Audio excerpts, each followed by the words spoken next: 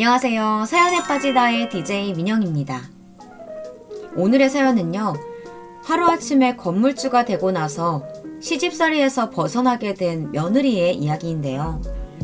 사연을 읽다 보니까 돈이 최고라는 조금은 씁쓸하는 생각마저 드네요. 오늘의 사연 어떤 이야기일지 함께 만나보겠습니다.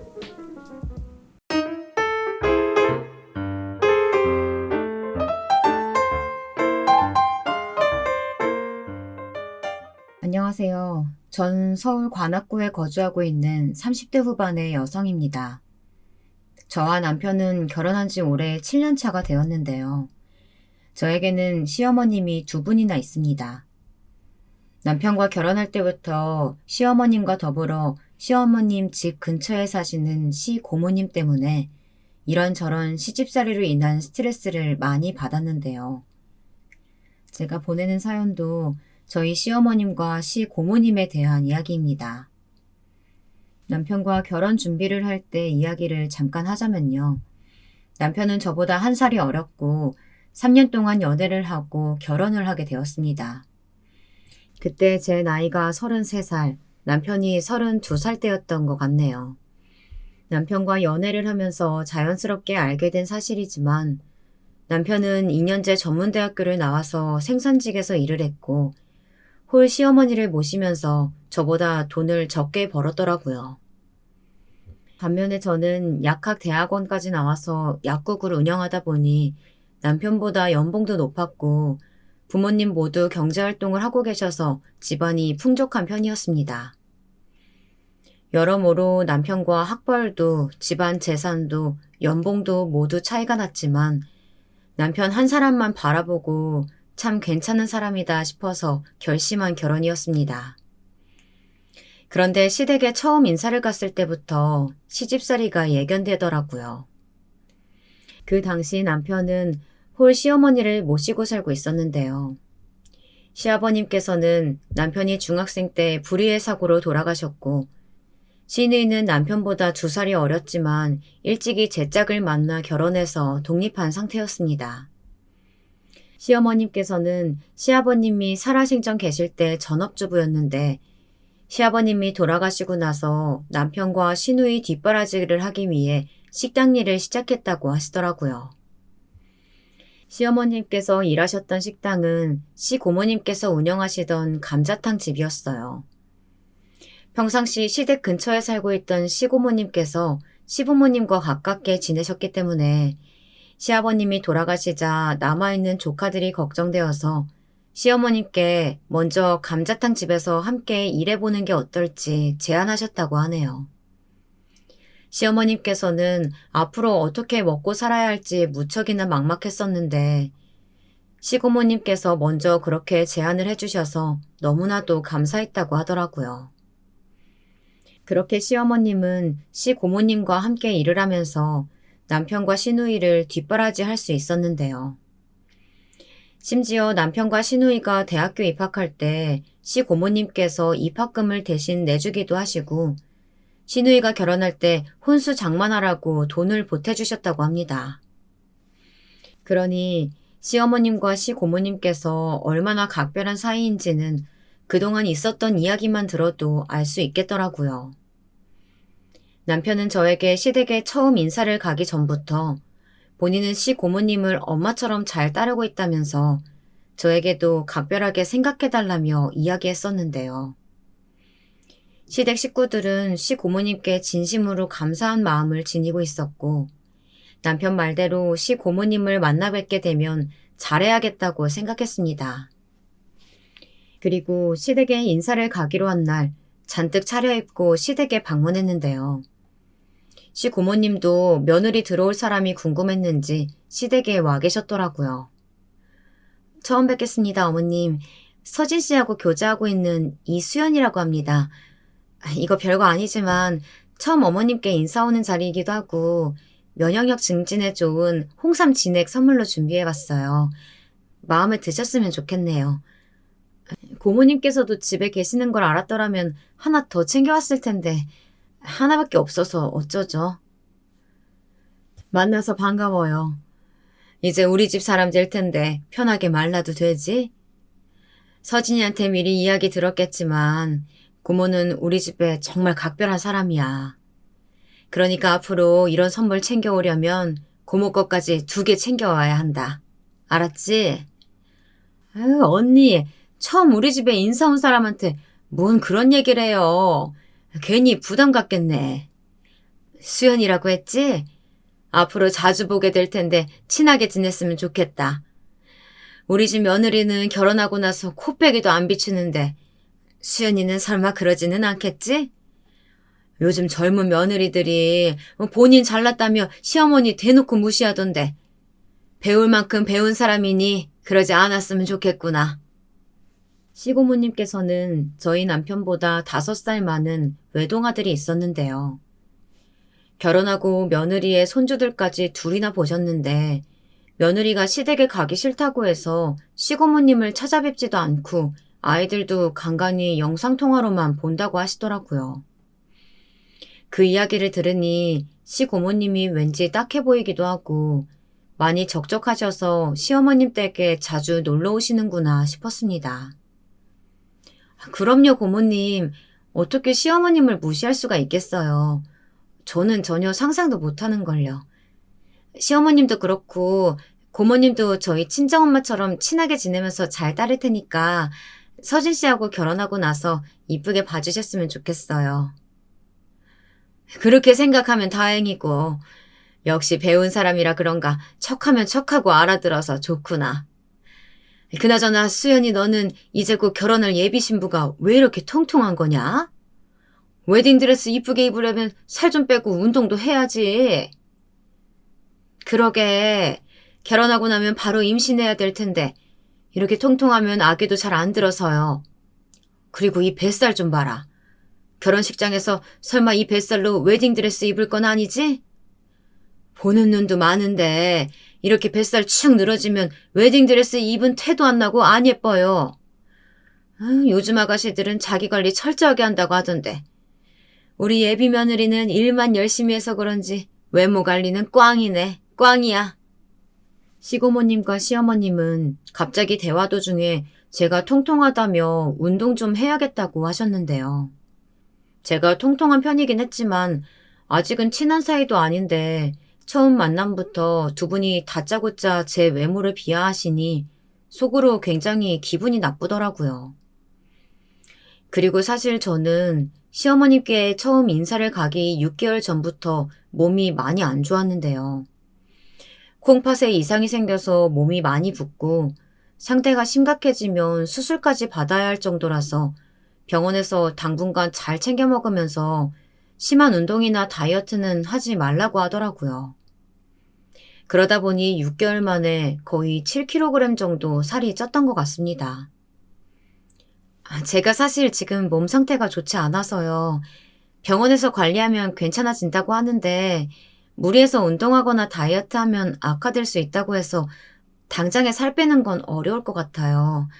결혼 앞두고 웨딩드레스 이쁘게 입고 싶은 마음은 굴뚝 같은데 지금은 건강이 우선이어서 어쩔 수 없는 것 같네요. 웬만하면 시어머님을 처음 만나 뵙는 자리에서 제 건강 상태에 대해 말씀드리고 싶지 않았는데요. 살을 빼야 한다고 하시니 그럴 수밖에 없는 상황에 대해 말씀드리고 말았네요. 예비 며느리의 몸 상태가 좋지 않다고 하자 아무래도 시어머님께서는 달갑지 않으셨는지 표정이 굳어지시더라고요. 몸 상태가 어디가 어떻게 안 좋은 건데? 우리 서진이는 태어나서 잔병 치레했지 한 번도 크게 아팠던 적이 없는 앤데. 설마 임신하기에 힘든 상태인 건 아닌 거지? 제가 약국일에 몰두하느라 건강을 챙기지 못했는지 콩팥에 이상이 생겼다고 하더라고요. 어머님께서 우려하실 정도로 건강 상태가 많이 안 좋은 건 아니고요. 잘 먹고 잘 쉬는 게 중요하다고 해서 아무래도 괜찮아질 때까지는 결혼하고 바로 임신은 어렵지 않을까 싶어요.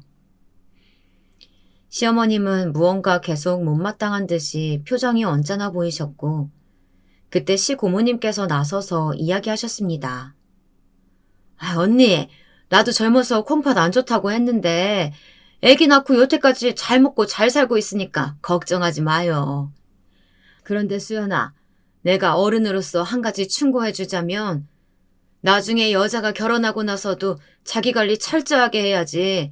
안 그러면 남편이 딴 마음 가져요. 안 그래도 서진이가 너보다 어린데 네가 이렇게 통통하고 꾸미지도 않아서 다른 여자한테 눈 가면 어떻게 하겠니? 시고모님께서는 계속해서 제 외모를 가지고 비하하시면서 여자가 이쁘게 꾸미지 않으면 남편이 딴 마음을 갖는다며 기분 나쁜 소리를 하시더라고요. 남편보다 제가 나이가 한참 많은 것도 아니고 1살밖에 차이가 안 나는데 연하 남편과 같이 살려면 제가 당연히 더 외모 관리를 철저히 해야 하는 것처럼 말씀하시니 어이가 없었습니다. 그렇게 제 기억 속에 시어머님과 시고모님과의 첫 만남은 처음부터 끝까지 제 외모 평가로 끝났던 것 같네요. 그리고 결혼식 3개월 전쯤이었을까요? 시어머님께서 시고모님과 다른 몇몇 지인분들과 함께 저희 결혼식 때 축하 공연을 해주시겠다고 하더라고요. 알고 보니 시어머님께서는 시고모님과 함께 몇 년 전부터 얼굴에 화장을 엄청 진하게 하고 한복을 입은 채 문화센터에서 장구춤을 배우고 계셨는데요. 같이 장구춤을 추시는 분들과 함께 결혼식 때 공연을 하시겠다고 하는 겁니다.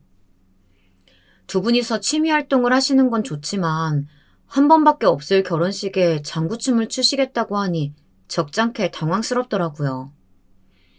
그리고 장구춤 공연이 멋있으면 모를까 예전에 시어머니께서 문화센터에서 공연하신 동영상을 보여주신 적이 있었는데요. 무슨 전통시장에서 각설이 공연하는 것도 아니고 중국 경극과 같은 화장을 진하게 하시고 박자도 맞추지 않고 어르신들끼리 마음 가는 대로 춤을 추시더라고요. 장구 칠 때도 각자 다르게 치다 보니 공연이 아니라 소음처럼 들렸습니다. 그런 공연을 결혼식 때 하시겠다고 하니 당황스러운 걸 떠나 경악스러웠던 것 같네요. 어머님, 고모님과 공연을 직접 해주시겠다고 하는 건 너무 감사한 일이지만요. 결혼식은 조용히 치르는 게 좋을 것 같아서 정중하게 사양할게요. 문화센터에서 정기적으로 공연 연다고 하셨으니까 그때 제가 서진 씨하고 같이 응원차 보러 갈게요. 예, 무슨 옛날 60년대 결혼식도 아니고 축하 공연 하나 없이 조용히 치른다고 하는 거야. 하다못해 결혼식 때 축가 한두 곡은 부르는 판에. 그때 내가 대신 그 고모님하고 같이 신명나게 멋들어진 공연 해주겠다고 하는 거니까 부담 갖지 말아라. 그리고 문화센터 같이 다니는 아줌마들한테 우리 아들 결혼식 때 공연하자고 다 얘기해놔서 번복 못해. 벌써부터 다들 결혼식 공연 연습한다고 난리도 아니야. 시어머니께서는 저희 결혼식 때 공연을 기피코 하시겠다며 강경한 입장을 밝히셨어요. 저는 도저히 시어머님을 직접 설득할 수가 없어서 남편에게 이야기했습니다. 자기야, 어머님께서 결혼식 때 장구춤 추시겠다고 하는데 어떻게 생각해?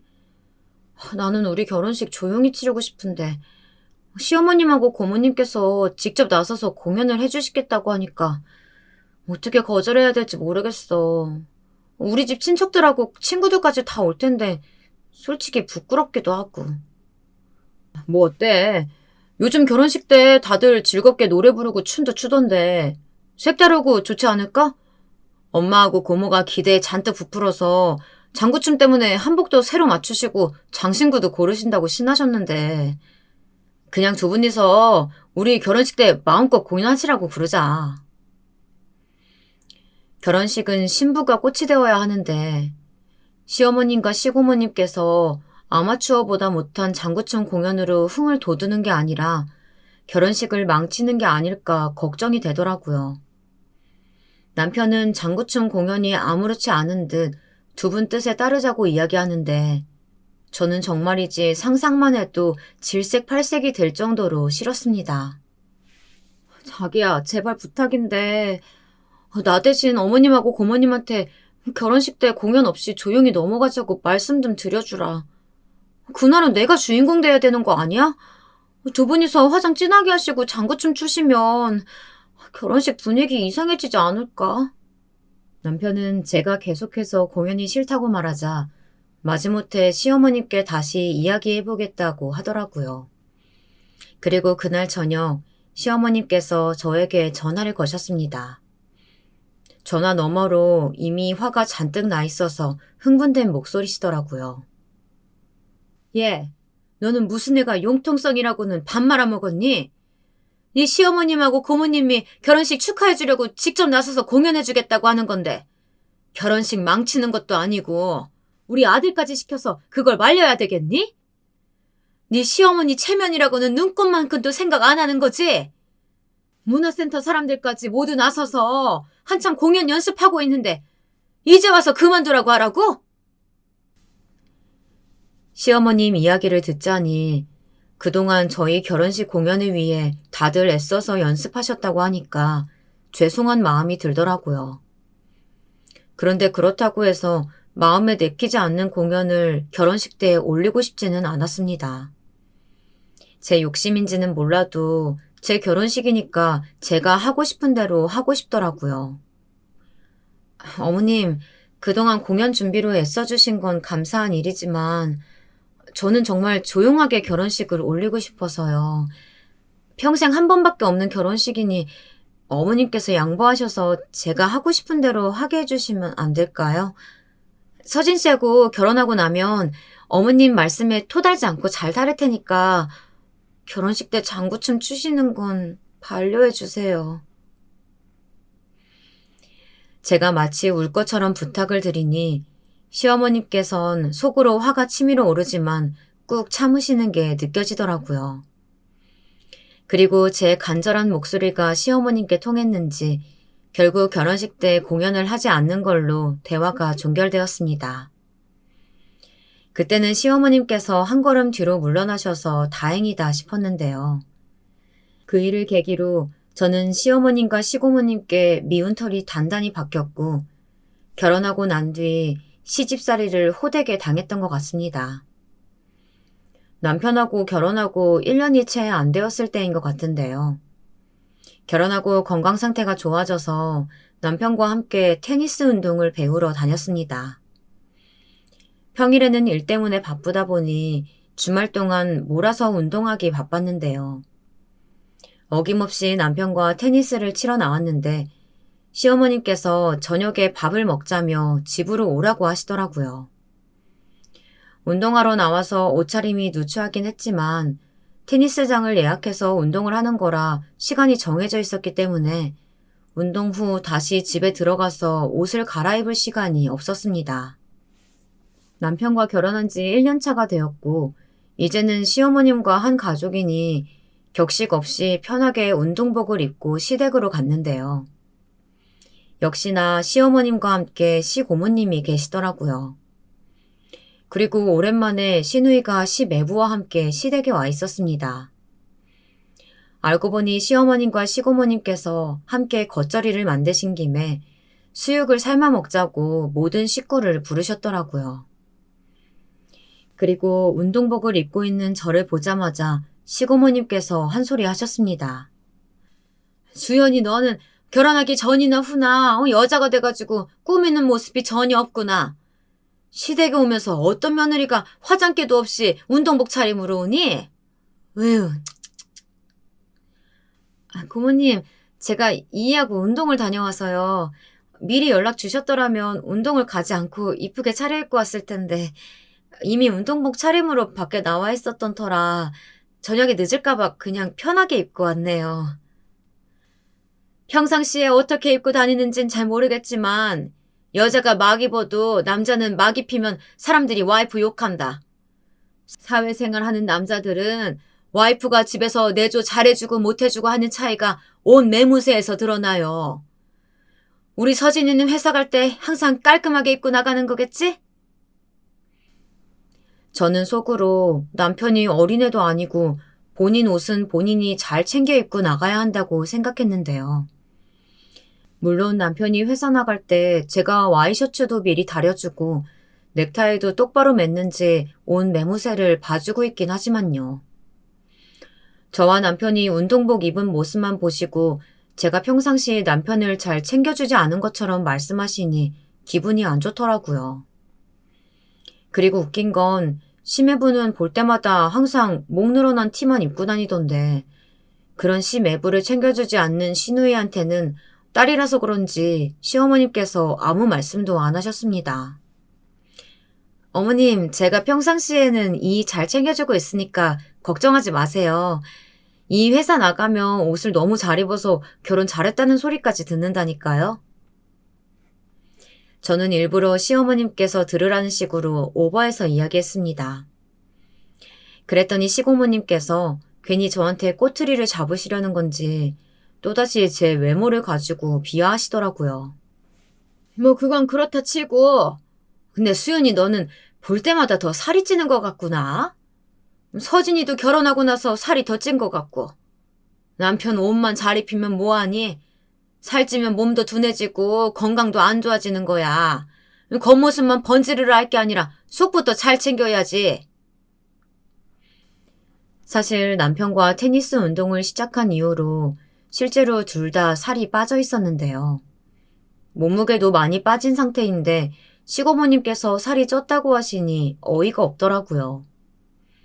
그리고 저를 볼 때마다 통통하다고 말씀하시는 시고모님은 도리어 뚱뚱하신 편에 속하시면서 제 외모를 비하하시는 게 이해가 안 갔습니다.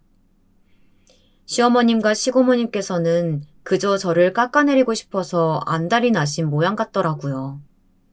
고모님, 저희 운동하고 나서 주변에서 살 많이 빠졌다고 그러던데 고모님께서는 달리 보이시나 봐요.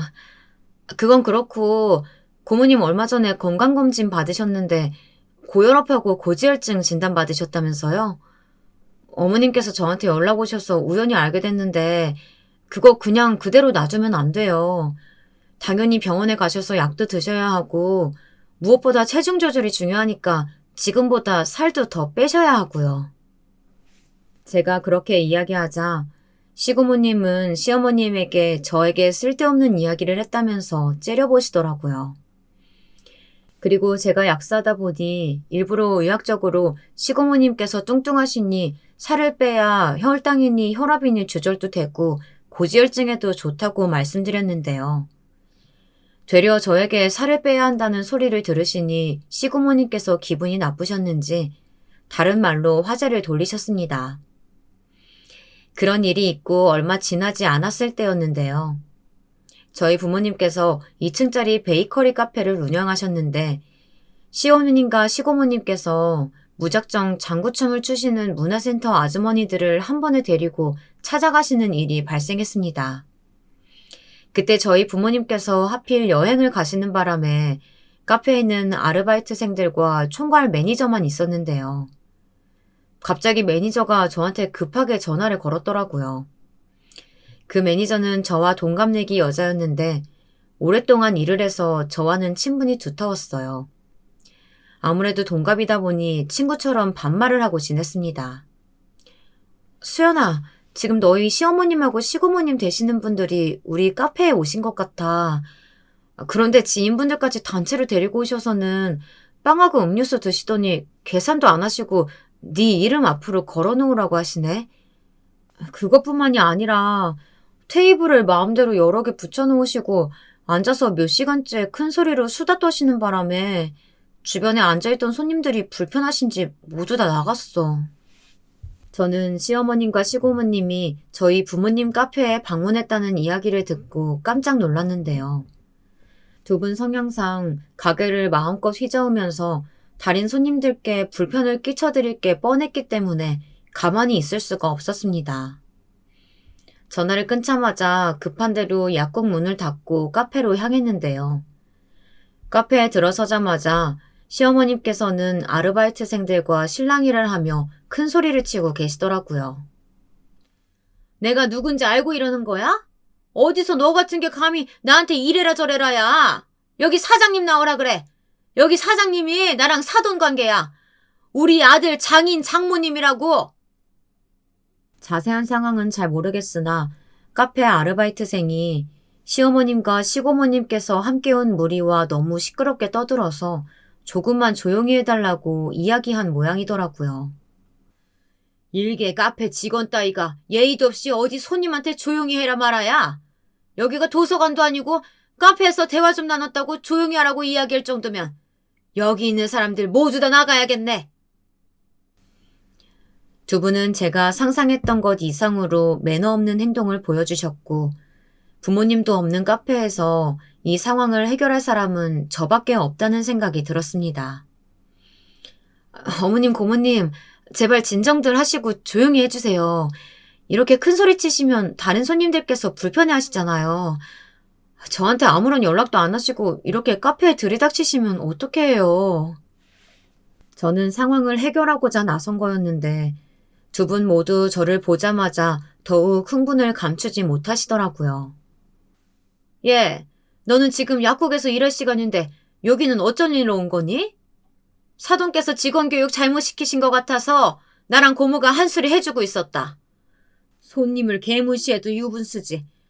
어디서 머리에 피도 안 마른 어린 직원이 나와서는 조용히 하라고 하길래 우리 나름대로 교육시켜주고 있었다. 지금 저희 부모님께서 여행 중이셔서 카페에 없으세요. 직원들 교육까지 신경 써주셔서 너무 감사드리지만요. 꽤 오랫동안 카페에 머무신 것 같은데 이제 그만 돌아가시는 게 어떠세요? 빵하고 음료도 충분히 드신 것 같은데 이제 그만 일어나시는 게 좋을 것 같아요. 설마 여기서 하루 종일 계실 건 아니시죠? 저는 두 분께 문화센터 아주머니들과 함께 계시기도 하고 체면도 있으시니 최대한 공손하게 말씀드렸는데요. 저한테 뭐가 그렇게 못마땅하신지 화를 내시더라고요. 참나, 아르바이트생이 조용히 하라고 할 때도 어이없었는데 이제 너도 한술 더 떠가지고 밖에 아예 나가라고 내쫓는구나. 동방예의지국에서 우더른 공경할 줄도 모르고 이대로는 억울해서 그냥 밖으로 못 나가겠다. 나갈 때 나가더라도 빵은 추가로 골라가지고 포장해서 나갈 테니까 그렇게 알고 수연이 네가 알아서 계산해라. 고모님, 그냥 나가시면 되지 빵은 왜 또 포장해서 나가시는 거예요? 이미 제 이름으로 외상 달아놓으신 것 같던데 다른 분들도 계시고 어머님하고 고모님 체면 생각해서 이번 한 번만 제가 계산할 테니까요. 다음부터는 이러지 마세요. 누가 동방예의지국에서 우더른을 공경할 줄 몰라서 이러는 건가요? 어른이 어른답게 공공장소에서 조용히 행동하고 모범을 보여야지 그래야 그에 맞춰 대우를 하지요. 그걸 떠나서 빵은 왜 따로 추가 포장해 가시는 걸까요? 시부모님의 말씀에 문화센터 아주머니들까지 이때다 싶었는지 일제히 자리에서 일어나서 매장에 있는 빵을 모조리 담기 시작했습니다.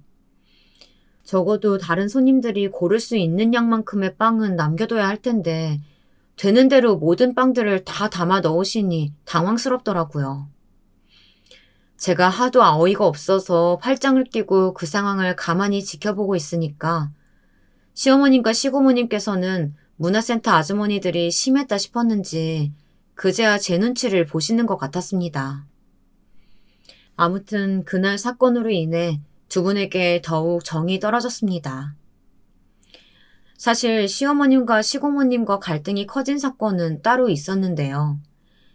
결혼하고 3년 동안 남편과 온갖 노력을 다해보았지만 자연적으로는 아이가 잘 생기지 않더라고요.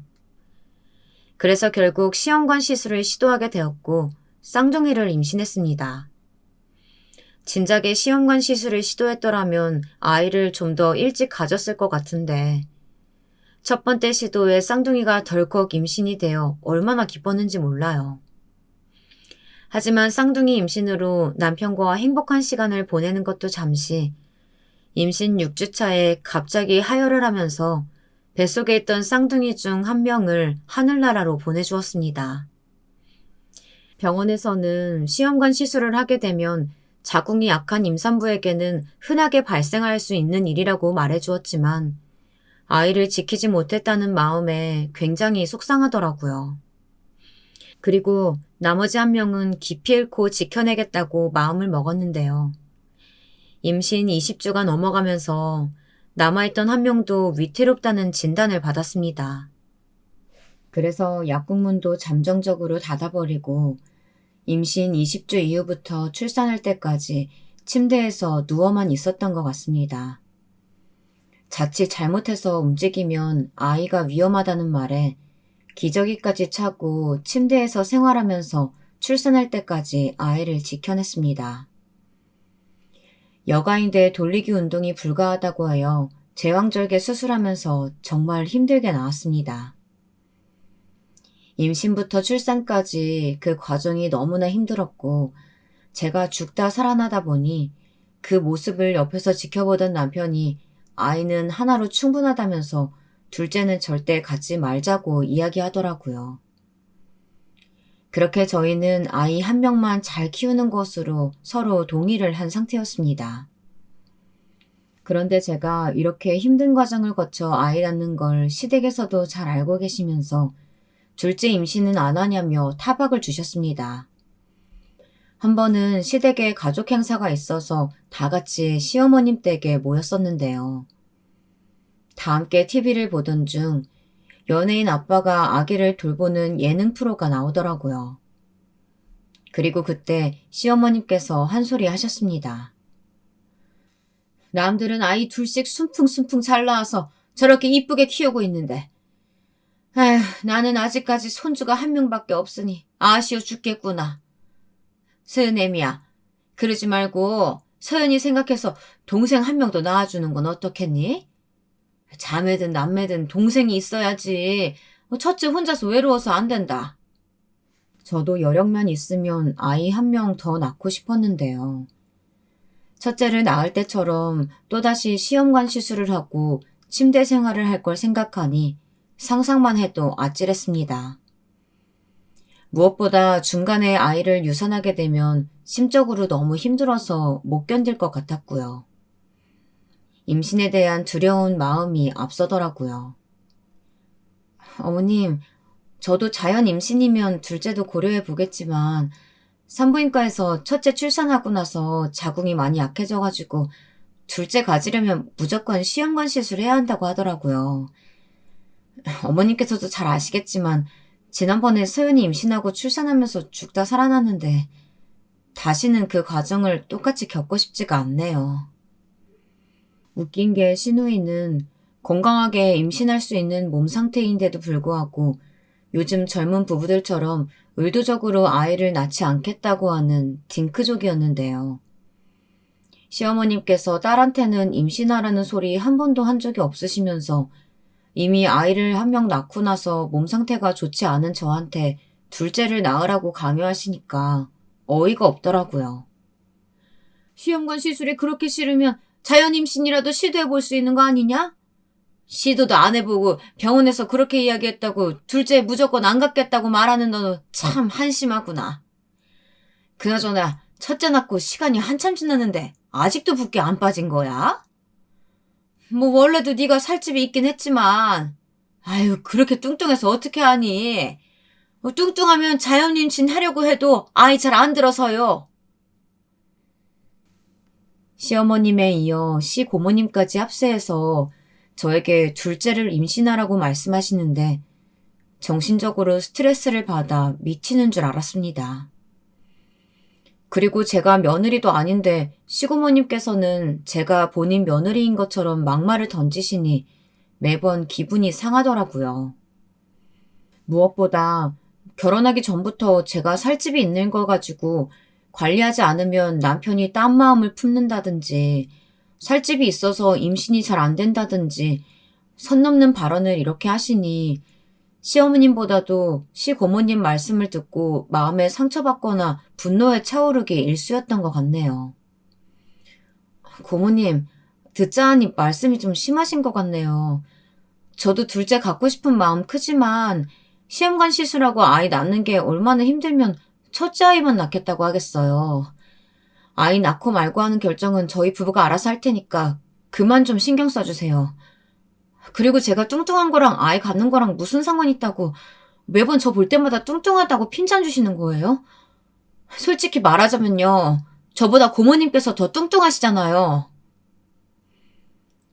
저도 모르게 분노에 차올랐는지 마음속 깊이 하고 싶었던 말이 입 밖으로 튀어나와 버렸는데요. 제 말을 듣고 시어머님께서 깜짝 놀라서 시고모님을 대신해서 뭐라고 하시더라고요. 수연이 너 고모한테 말버릇이 그게 뭐니? 고모가 핀잔 주는 게 아니라 네가 걱정돼서 하는 이야기 두고서 괜히 혼자서 예민하게 굴기나 하고 당장 고모님께 죄송하다고 잘못했다고 말하지 못해? 시어머님께서는 아무래도 시고모님과 관계도 있고 제 말로 인해 시고모님이 기분이 상하셨을까봐 더 오버스럽게 저한테 화를 내셨는데요. 그런데 저는 도대체 제가 뭘 잘못해서 시고모님께 죄송하다고 이야기해야 하는지 이해할 수가 없었습니다. 그래도 시어머님께서 노발대발 하시니 어쩌겠습니까? 똥이 더러워서 피하는 것처럼 그냥 그 상황을 빨리 넘어가고 싶어서 시고모님께 죄송하다고 말씀드렸습니다. 고모님, 제가 말이 지나쳤던 것 같아요. 죄송합니다. 힘들게 아이 낳기도 했고 중간에 아이를 유산한 경험도 있어서 둘째 갖는 게 저한테는 여러모로 쉽지가 않아서요.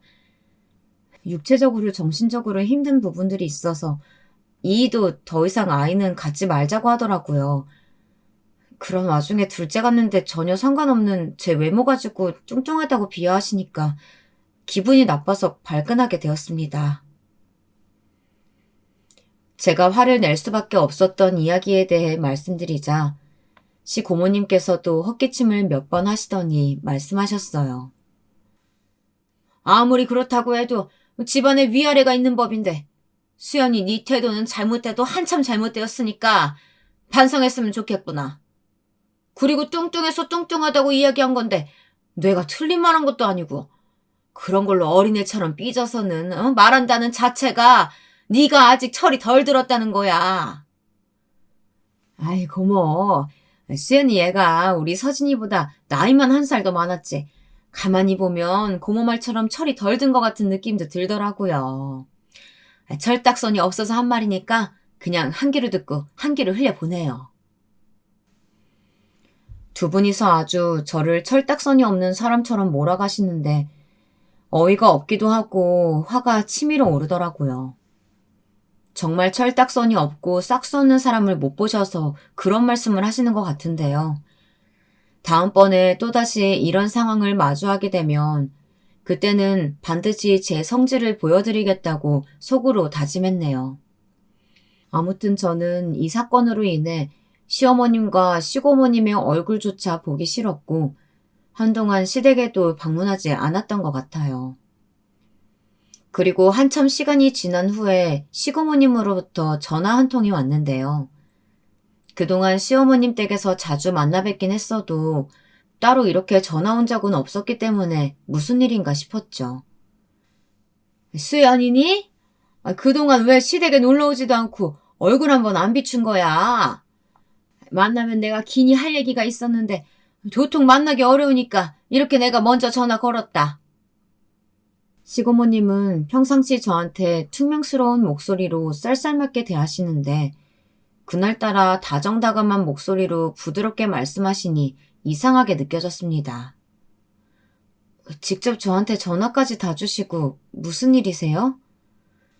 너희 부모님께 아무런 얘기도 못 들은 모양이구나? 다름이 아니고 임대료 좀 낮춰달라고 수연이 네가 말씀 좀 드려줘라. 요즘 코로나가 풀렸다고 하더라도 예전만큼 장사가 잘 되는 것도 아니고 감장탕집이라서 24시간 운영해도 손님이 많지가 않으니까 계속 적자야. 임대료라도 낮춰야 입에 풀칠이라도 하고 살 텐데 알고 보니 우리 가게가 들어선 건물이 너희 부모님네 건물이더라고. 이러니 우연히 있기도 힘든데 말이야. 저는 시고모님께서 하시는 이야기가 도통 무슨 이야기인지 이해가 안 갔는데요.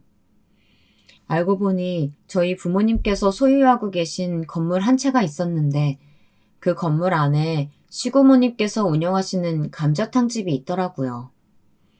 임대 계약 만료 시점이 되어서 시고모님께서 임대료를 낮춰달라고 부동산과 연락하는 과정에서 그 건물이 저희 부모님 소유라는 걸 알게 되었고 저한테 연락을 했던 거였는데요.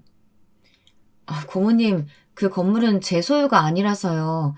임대료를 낮추는 건 부모님께서 결정하실 일이라 저한테 말씀하셔도 소용없으실 것 같아요. 그나저나 고모님 가게가 저희 부모님 건물에 있었다니 정말 신기하네요. 사실 시고모님하고 가깝긴 하지만 시집살이를 당하고 있는 입장에서 굳이 시고모님의 부탁을 들어주고 싶은 마음은 없었는데요. 부모님께서 운영하시는 건물이니 부모님 뜻대로 하는 게 맞기도 하고요. 시고모님께서 무미건조한 저희 반응에 뿔이 나실 만도 한데 화를 꾹 참으시며 말씀하시는 게 느껴졌습니다.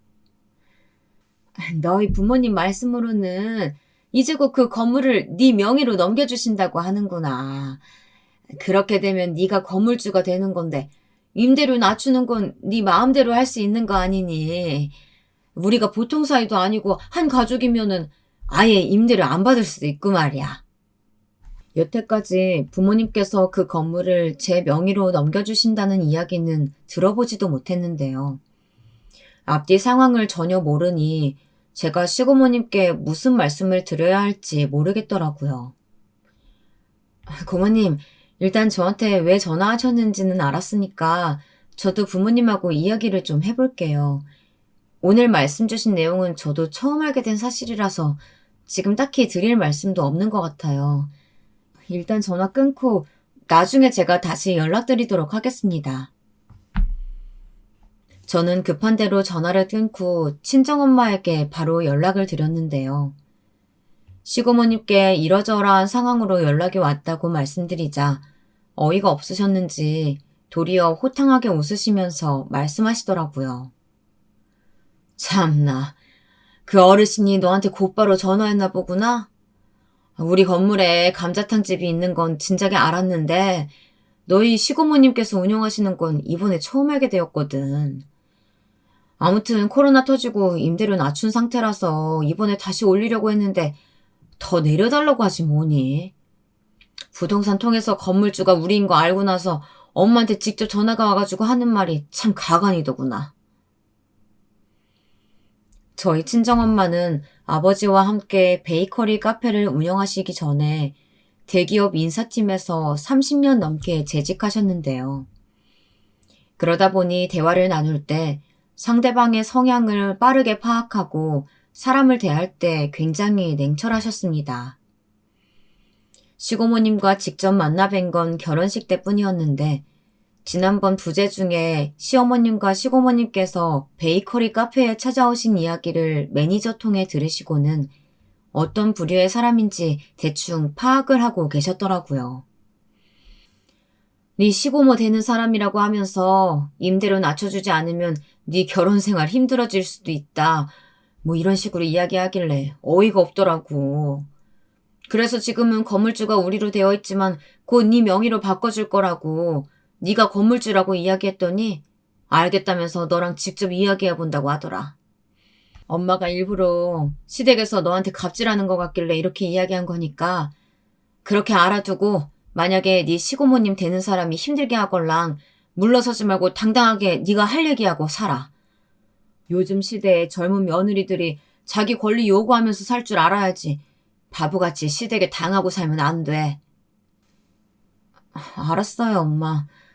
시고모님께서 저를 두고 엄마한테 협상을 하셨다니 기분 나쁘긴 하네요. 엄마 말씀대로 이제 제 권리 요구하면서 시댁에 당당하게 맞서서 이야기할 테니까 너무 걱정하지 마세요.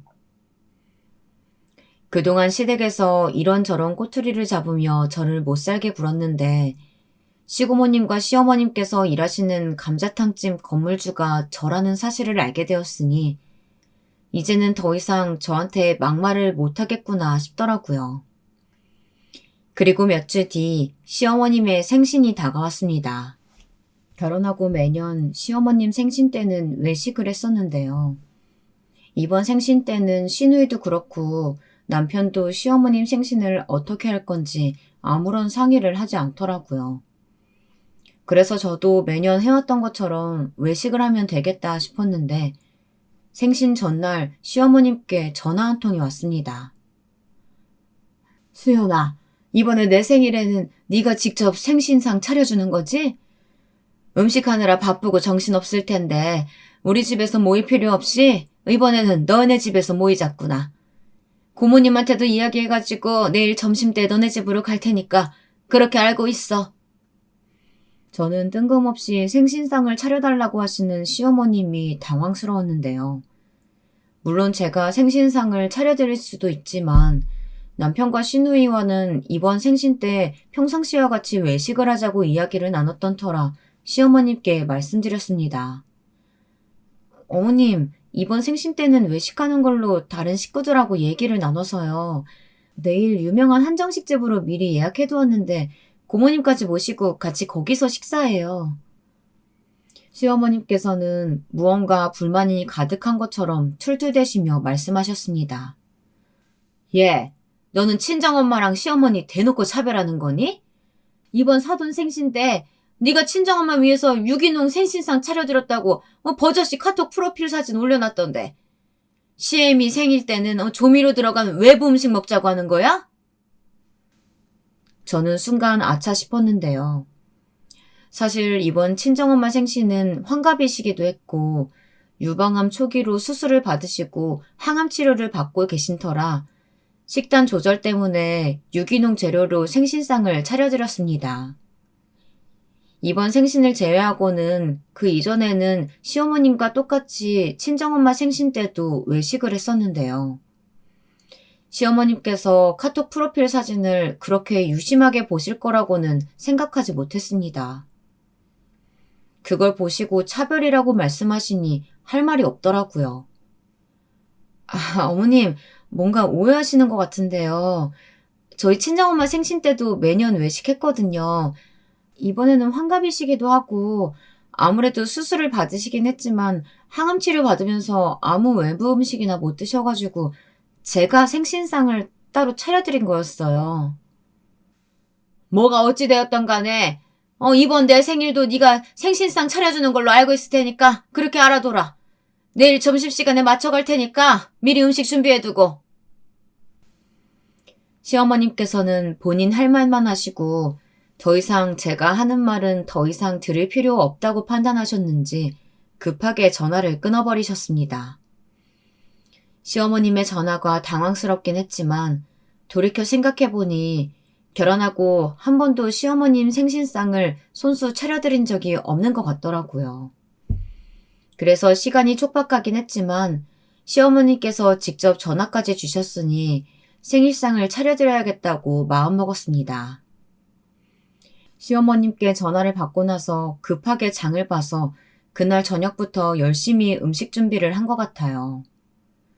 그 다음날 아침에도 일찍 일어나서 미역국부터 끓이고 갈비찜, 잡채 등 다양한 음식을 만들었는데요. 점심시간이 되어 시댁 식구들이 모였고 식사를 하려고 하는데 시어머님께서 한 말씀 하시더라고요. 이게 뭐야? 유기농 음식은 하나도 없잖아. 수연이 너 어제도 내가 친정엄마하고 나랑 차별하지 말라고 했는데 오늘 준비한 음식에는 유기농 음식 하나라도 있는 거니?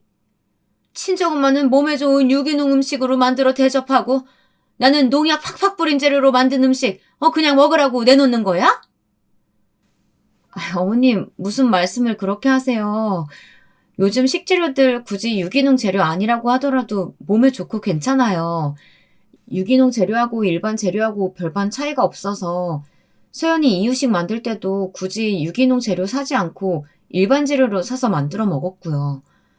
신경 써서 손수 만든 음식이니까 맛있게 드셔주셨으면 좋겠어요. 시어머님은 제 말에 굴하지 않으시고 계속해서 신경질적인 어투로 말씀하셨습니다. 그러니까 말이다.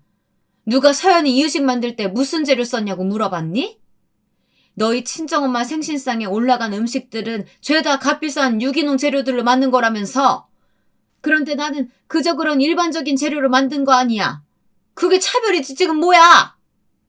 언제부터 음식 드실 때 유기농 재료를 따지면서 드셨다고 저에게 일반 재료와 유기농 재료를 비교하면서 말씀하시는데 어이가 없었습니다.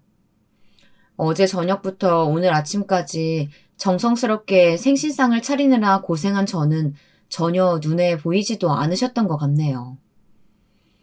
제가 듣기로는 시누이는 딸인데도 한 번도 시어머님 생신상을 차려드린 적이 없다고 했는데 딸도 아니고 며느리한테 왜 이렇게까지 바라시는 게 많으신 걸까요? 친정엄마 말씀대로 시어머님께서 저를 계속 무시하시고 며느리 대접을 안 해주시는 것 같아서 이제 더 이상 참으면 안 될 것 같아 화를 내며 이야기했습니다. 어머님, 제가 말씀드렸잖아요.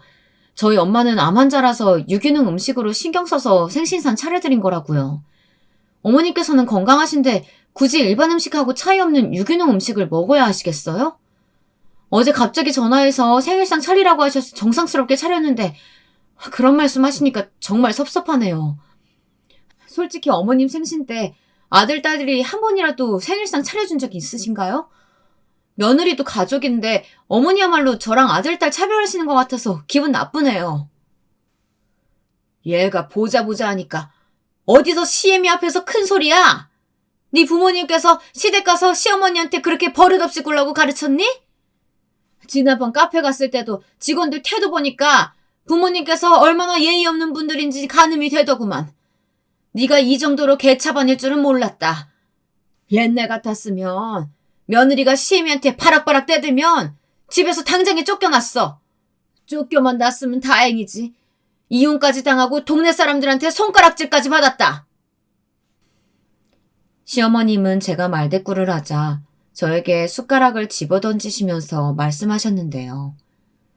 숟가락이 하필이면 제 얼굴 중앙으로 날아왔고 콧대를 세게 맞아서 코피까지 터져버렸네요.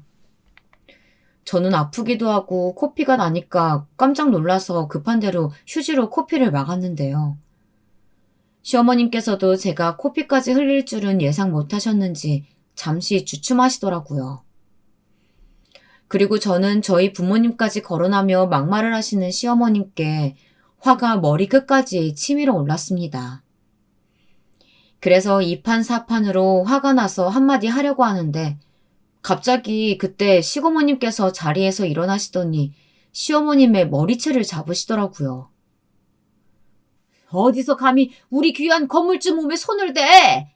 수연이가 누군 줄 알고 이렇게 막말하는 거야? 우리가 일하는 감자탕집 건물주야. 안 그래도 임대료 때문에 골치 아파 죽겠는데 건물주님한테 잘 보여도 모자랄 판에 귀하신 몸에 손대면 어떡하자는 거야. 시어머님은 시고모님의 말씀에 당황하셨고 저와 시고모님의 눈치를 보며 번갈아 쳐다보셨는데요. 저는 그동안 당했던 시집살이로부터 벗어날 기회는 이때다 싶어서 이야기했습니다. 어머님, 고모님 말씀 들으셨죠? 두 분이서 일하시는 감자탕집 건물이 제 건물이에요. 솔직히 말씀드리면 코로나 이후로 임대료 원래보다 많이 낮춰드렸는데 더 낮춰달라고 하셔서 고민이 있던 찰나에 이런 식으로 며느리 대접 안 해주시고 막말하시면 좀 곤란할 것 같네요.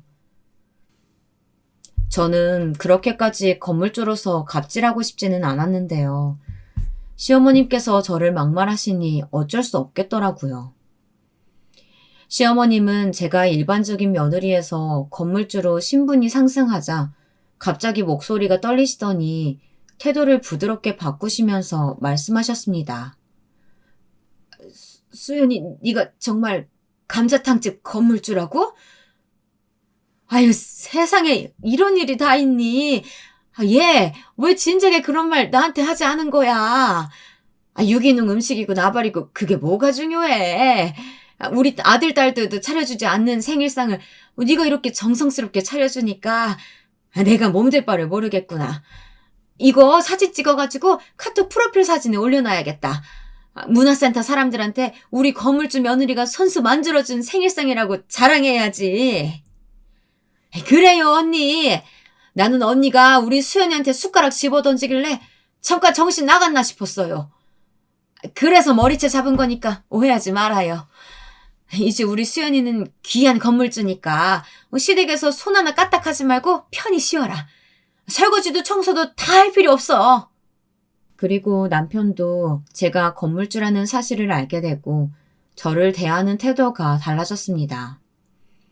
평상시 살림에는 관심도 없던 사람이 집안일을 하기 시작했고 시댁에 함께 가더라도 소파에 앉아서 편히 쉬라고 하고 본인이 제가 할 일을 대신하고 있네요. 예전에는 자고로 남자는 집안의 기둥이니 집안일을 하면 안 된다고 말씀하셨던 어머니와 시고모님께서도 제가 아닌 남편에게 모든 일을 시키고 있네요.